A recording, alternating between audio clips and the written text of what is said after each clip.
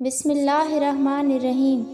रसूलुल्लाह सल्लल्लाहु अलैहि वसल्लम ने इरशाद फरमाया, बदनसीब है वो शख्स जो वालिदैन की खिदमत करके उनकी दुआ नहीं लेता और लोगों से कहता फिरता है मेरे लिए दुआ करना। बदनसीब है वो शख्स जो सुबह के वक्त सोया रहता है और लोगों से तंगे रिज़्क़ का शिकवा करता है। बदनसीब है वो शख्स जिसने माह रमज़ान पाया और खुदा को राज़ी ना कर सका। आप सल्लल्लाहु अलैहि वसल्लम ने यह भी फरमाया, जिसने मेरी हदीस सुनी और दूसरों तक पहुँचाई, क़यामत के रोज़ उसके लिए मेरी शिफ़ाअत वाजिब होगी।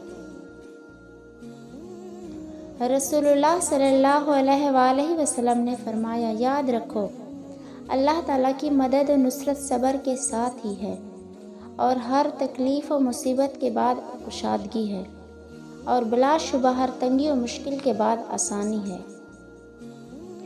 रसूलुल्लाह सल्लल्लाहु अलैहि वसल्लम ने फरमाया, मेरे नज़दीक सबसे ज़्यादा बुरे लोग वो हैं जो चुगलखोर हैं और वो लोग जो आपस में मोहब्बत करने वालों के दरमियान जुदाई डलवाते हैं और वो लोग जो बरीउल ज़िम्मा लोगों पर ऐब लगाते हैं।